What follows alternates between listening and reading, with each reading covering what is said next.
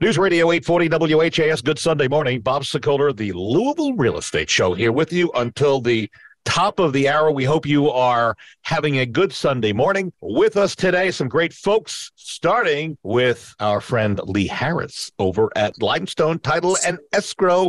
Hi, Lee. Good morning. Morning. How are you? Good. Lee's number is 649-7964. Also, Randy Rocky over at Swan Financial. 502-645-0736. Hi there, Randy.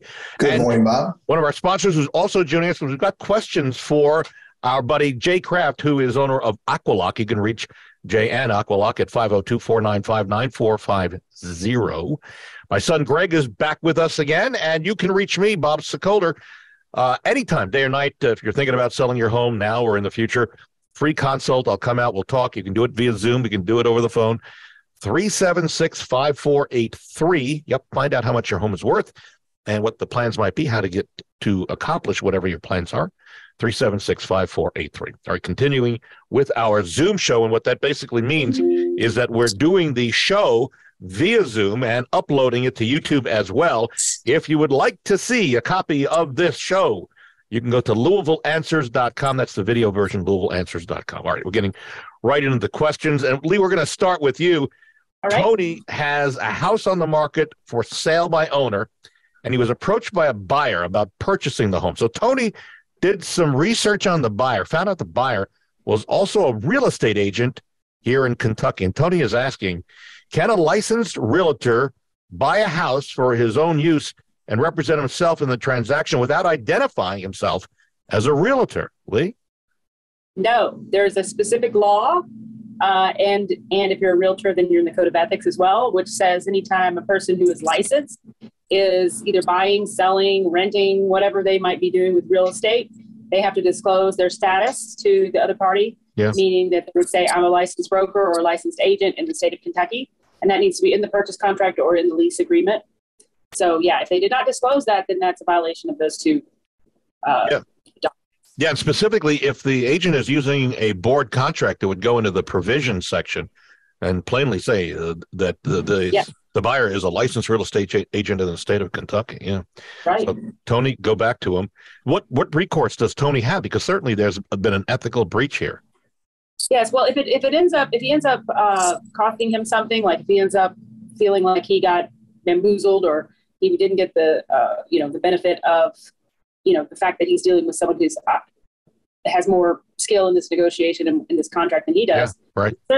He certainly has rights through either making a complaint with the board or with the commission to enforce those rights. And if it ends up costing him money, he may have civil rights as well, civil damages. Yep. So in this case, Tony, I would tell you to contact an attorney like Lee Harris, who used to be on the Kentucky Real Estate Commission as their attorney. So if anybody knows anything about this, Lee Harris does. All right, we move over to Randy Rocky with regards to Tommy, who is writing in. Tommy says his lease is up in his apartment shortly, and he's wondering if he found the perfect home today or tomorrow.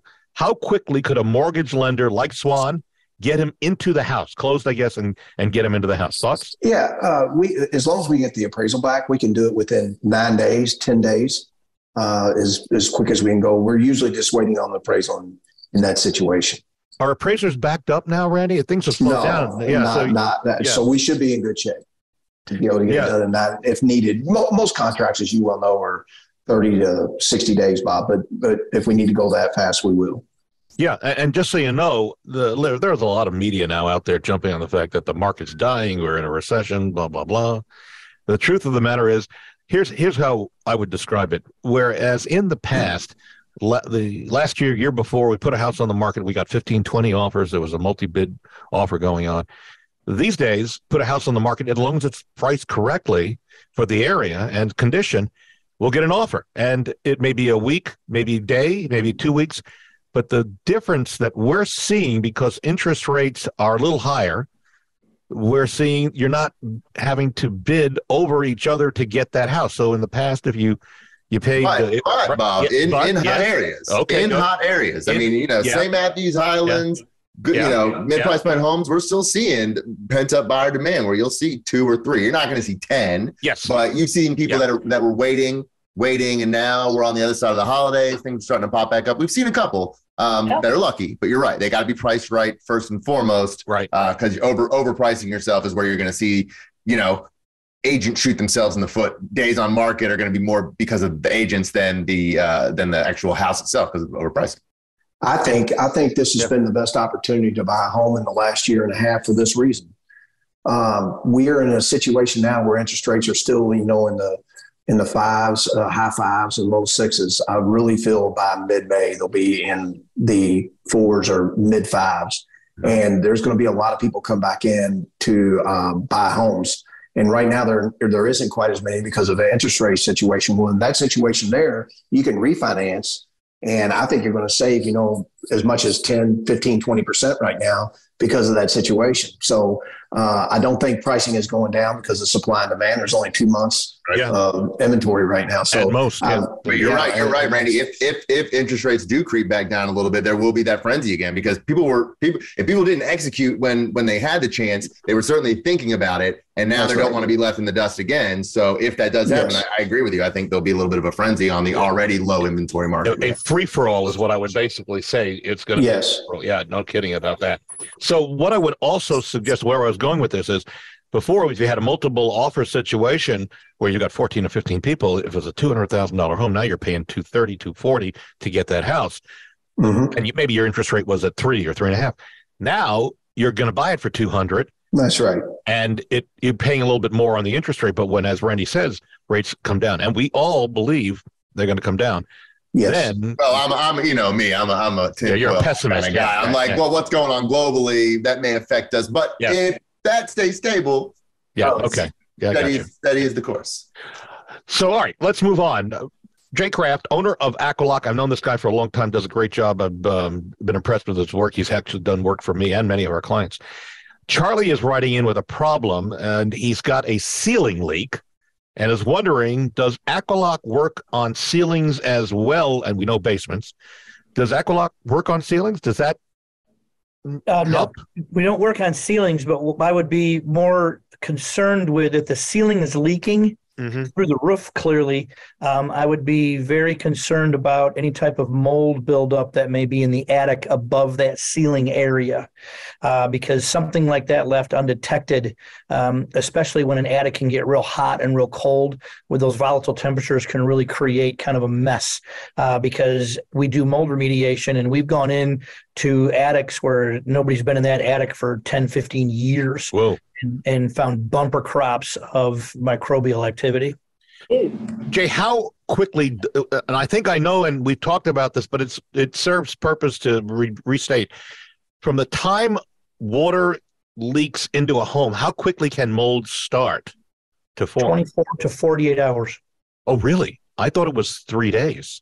Nope. So, nope. If the conditions are right, it can be 24 to 48 hours. That's shocking. And what's the prevention? I mean, obviously you try to stop the water source, but that's the number one as a mold remediator. What we have to find the source to turn that off, because doing remediation and not stopping the water, we're starting right back over. So you first start with where is it coming from, and in Charlie's situation, we're going to root around in the attic and find out where this is coming from, because when you're dealing with joists and trusses, that water can be coming in one place, running down a truss, and then dropping through the ceiling in a completely different area than where the leak is.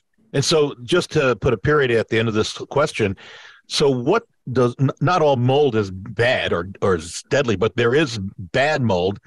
What does that look like, so that our listeners can envision, if they're walking around the inside or outside and they see what might be mold? Of course, the stuff that's on the side of vinyl siding on a shady area, that's not dangerous, right? Help me out on this. Well, you're correct on that. It's not going to be a dangerous situation. The problem is that each one of us has a different tolerance for anything in the air. You're different than I am, different than Greg is different than Leah, different than Rocky's different. Yeah. So one of you could sneeze being in Charlie's house, and the rest of us could be fine, and the mold just be a real minor issue. That's the tricky part about mold, and it needs to be addressed as quickly as possible, so that you don't run into that problem. Got it. We move on over to Lee Harris over at Limestone. Lydia has a problem. She describes in an email that she sent to us that she just moved into her new house. She had the home inspected, but apparently the inspector missed the fact that a lot of the electricity, specifically outlets, are not working. And she's wondering what recourse does she have at this point with having closed on the home. Thoughts? Oh, yes. If you have an inspector who, if you want to notify them in a certain amount of time in writing, hey, you missed these things, and a lot of the inspection companies will come back out and fix it or make it right.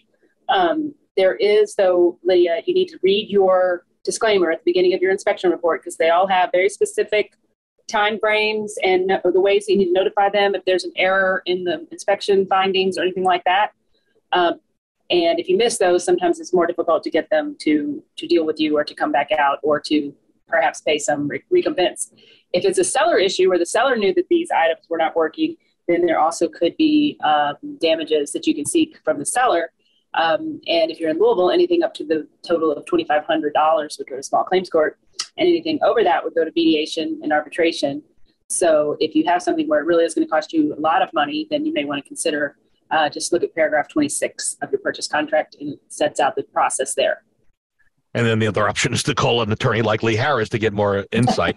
I will tell you, I don't know who their inspector was on this for you, Lydia, but we try to align ourselves with really good people who do the show and who are on here. And I can tell you that one of the reasons I love home team inspection, and this is just a shameless plug for them, but they don't even know I'm doing this, but I'm just telling you that often Brad Lawler and his people will come in and correct problems. And they did this for one of our clients where another inspector or a company made a mistake or had a problem. So I'm just telling you that that's the type of group that we're dealing with here. These are people who go above and beyond the call. We're going to take a break. When we come back, 12 home odors that could mean big trouble to you, and you need to know about these, by the way, folks. And incidentally, this may be a shock to our group here, some of these things. With us here, Jay Kraft over at Aqualock at 502-495-9450. Randy Rocky, Swan Financial, 645-0736. Lee Harris, Legal Counsel, Limestone Title and Escrow at 649-7964. My son Greg, who does our marketing, photography, and so much more. And myself, Bob Sokoler. You can reach me anytime if you'd like to talk about getting your home on the market or just thoughts about what's happening in the market. I can come out free of charge, no obligation. We can talk about the plan and get back to you anytime. 376-5483. We'll be back in a moment on News Radio 840 WHAS. News Radio 840 WHAS. Bob Sokoler, the Louisville Real Estate Show, here with you till the top of the hour. With us, continuing, is Lee Harris, Legal Counsel, Limestone Title and Escrow at 649-7964. Randy Rocky, who is with Swan Financial. They get the job done when it comes to getting you pre-approved and closed at 645-0736. Also joining us on a special edition for Jay Kraft, who is the head guy over at Aqualock. And you can reach Jay and his group. You got mold, cracks, things that need. We have a question coming up about cracks. 495-9450. My son Greg does our marketing, photography, so much more. And myself, Bob Sokoler, come out and help you with your home if you're thinking about selling or buying. 376-5483. And just a quick reminder, we have 7 years of shows now built up on the back end of our website. You can go to any type of Apple and find Apple Podcasts. But if you want to go directly to see or hear, really, one of our past shows, we sell LouisvilleRadio.com. We sell LouisvilleRadio.com. 7 years of shows. It's closing in, I think, on 300. That's a lot of talking. All right, back to the questions. It is a lot of talking. Let's go over to Randy. Sarah, moving here from California. Randy, Sarah is wondering, how does she get a mortgage if she hasn't started her job yet? She's wondering about that. What's the process for her if she hasn't started? Yeah. So we have a lot of a couple different options, but the main option is if we get a letter from the company on her start date and what her salary is going to be. If that's the case, we can get her approved. So that's the biggest way we can do it. Or So as long as she is approved with a company and how much they're going to pay her, we just need to get a letter from them, and we'll count that as income. And just by chance, so if Sarah doesn't have a job and just decides she wants to move back to Louisville, let's say her family's here, doesn't have a job, not a good chance of getting a mortgage from any lender, correct? I don't think she will be able to at all. No. Unless you have a nice cash average in the bank, and you can say this is my collateral, I would assume. But other than that, yeah, I think so. All right, we move forward. 12 home odors that could mean big trouble, and so these are things you need to know about. I'm going to go through these quickly. Odors, smells. Yeah, home odors. Yeah. Okay. What were you thinking? Home odors? 12 homeowners. I was like, no, odors. Sniffing, smell. So if you smell rotten eggs, half of the homes in the United States use natural gas for heating, hot water, cooking, drying clothes. And according to the U.S. Energy Information Administration, an undiscovered gas leak could cause, of course, a fire or explosion. But gas companies put a foul-smelling odor in the natural gas. It smells like rotten eggs. So this is prominent. You saw the reports that were just coming out about the gas stoves. Yeah, we talked about this last week. Yeah. Well, also, and I'm sorry, I apologize to bring it back up, but what was getting me about these is like, well, what about a gas furnace? Are we not demonizing gas furnaces as well? Brad brought this up. It was ventilation with gas furnaces, where like with a gas stove you don't have necessarily proper ventilation. Proper ventilation. Well, gotcha. If you smell a fishy smell, it may not mean that the fish tank in your home needs service. You may want to call an electrician. A fishy smell actually is typically a sign that electrical components are overheating. We don't have fish tank here. What's going on? No, you got an overheating. Sewage or a bathroom odor, obviously, you may want to call a plumber. You got it backed up. Cat urine. Even people without feline friends may smell cat urine, especially after it rains, and wonder, how did they get rid of that smell and it's plaguing them? Well, it's a distinctive odor. It's distinctive odor and can be an indication of mold. Jay, you probably know that, right? Absolutely. We hear that on a regular basis. Really? Do you get a call? I smell cats and I can't get rid of it, and it's mold. Yeah, specifically if they're on crawl spaces, because a lot of times a vapor barrier can have a reaction to the organic soil below them, and the ammonia or cat urine smell is very prevalent. Wow, the ammonia. In the mold. So then there's a wet dog smell, and nothing smells like a dirty wet dog. And I'm always accused of my dogs are dirty and they're wet, but there's dogs. They're dogs. Okay, but anyway, squirrels, raccoons, and rats do give off a similar odor. So you may have a pest problem. I don't have dogs. You got dogs. Yeah. Decomposition, rotting food, distinctive. It's a sticky, sweet smell. Musty and dusty. It's a sign of it again. Jay's going to tell you. Mold or mildew. A pickle odor. That may be either you might love pickles, but also in this home, it may be the chemical formaldehyde. If you got rotting wood, a combination of damp, earthy, swampy, and musty smells usually means you have rotting wood. All right. Gym locker or locker room smell. It may be teenagers. Am I guessing? Teenagers gym bag. That's right. But it also be caused by a buildup of bacteria in your heating system coils. I didn't know that. Interesting. New paint smell. Painted walls, yes, right, could cause throat irritation, sneezing, coughing. Those are VOCs. They're common components. So those are some of the things that you smell in your house, the reasons, causes, and reasons to be concerned about getting those fixed. Randy, we're going to go back over to you, and then, Jay, you're on deck for the next question. So Monica states, how does a home equity loan work, Randy? She says, the home is paid off. It's worth, she thinks, about $200,000. How much can she borrow against it? It's her real question. Right. So you can borrow up to 90% on a home equity loan. And it's tied to prime.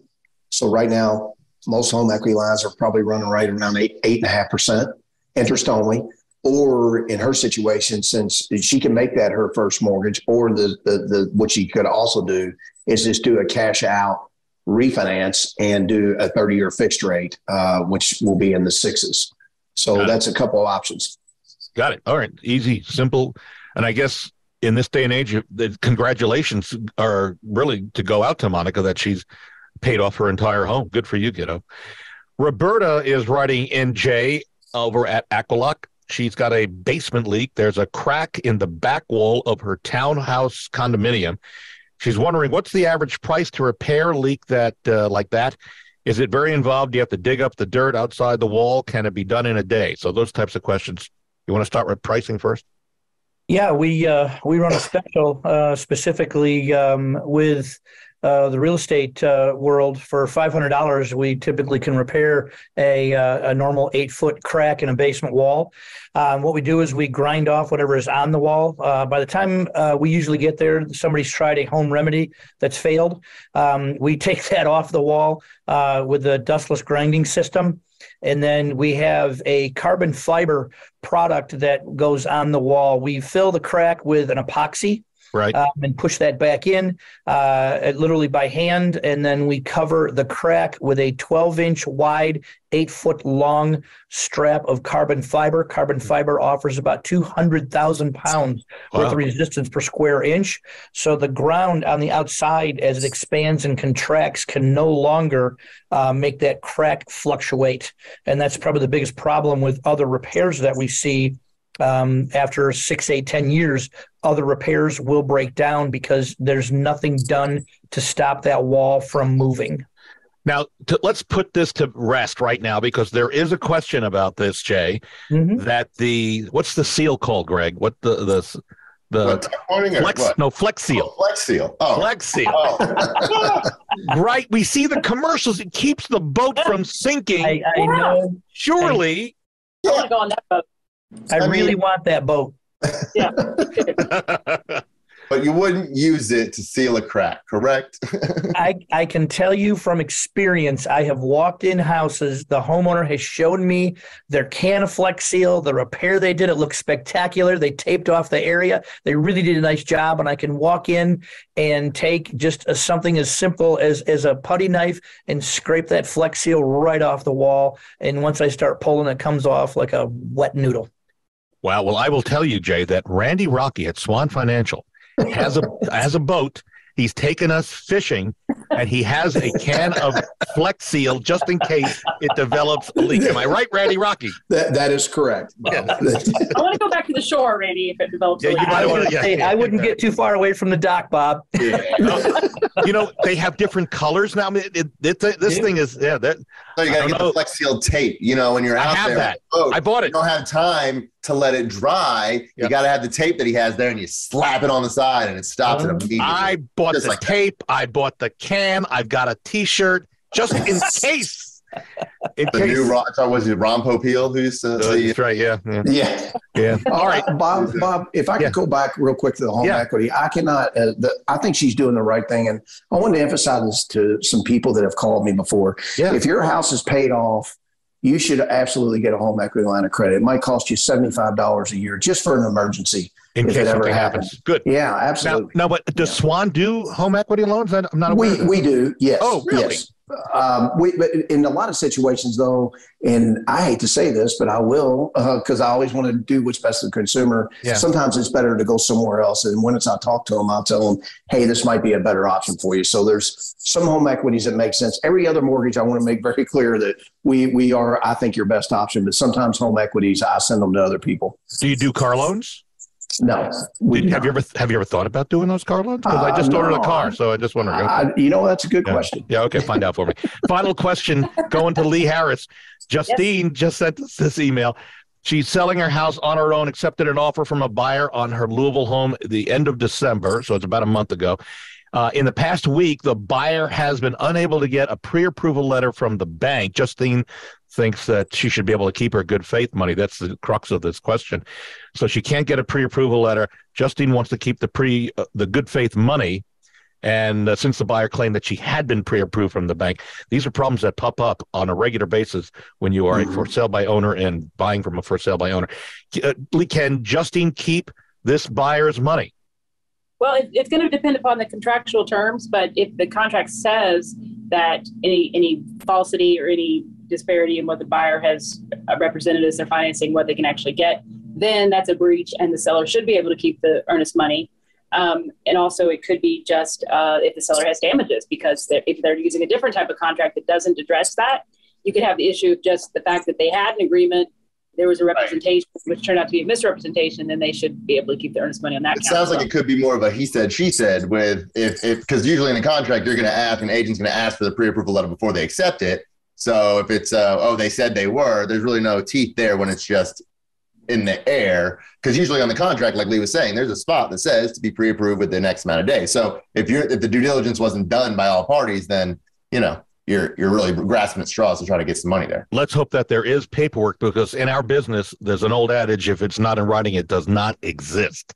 And so as a result, as we wrap up here, a reminder, if you want to see what people are saying about our Sokoler team, you can head to LouisvilleSellersTalk.com or LouisvilleBuyersTalk.com. Or if you want to read about it, you can read our reviews, LouisvilleZillow.com or LouisvilleGoogle.com. So there we go. We're wrapping it up. My thanks to Jay Kraft, who is owner of Aqualock, for coming on, spending some time with us. Fascinating business, does a great job, cracks, leaks, mold, and there's a variety of other things that Jay does. Radon mitigation as too, as I remember. Do you do that too, right? Yeah. Address windows? In my house. Yep. So call Jay, reach out to his team and his group at 502-495-9450. Also, Lee Harris, legal counsel, Limestone Title and Escrow. I love her dearly. She's great. She's here for us all the time, no matter what, when, and where.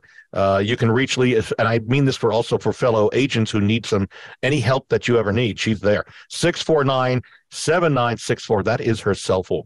Really, it is her cell phone. 649-7964. And then Randy Rocky, who not only is a great guy, co-owns Swan Financial, but also has a couple of cans of Flex Seal for sale now. Since he no longer needs them, and found out from Jay that the Flex Seal is not going to help him for sure. You can reach Randy even when he's out in his boat. 645-0736. Thanks, Randy. My thanks to my friend, my buddy, my son Greg, who does our marketing, photography, and so much more. And you can reach me. Any plans to sell, we can help you. You're going to buy, we can help you as well. Reach out to me on my cell phone, even right after the show, 376-5483. We are out of time. See you next Sunday on News Radio 840 WHAS.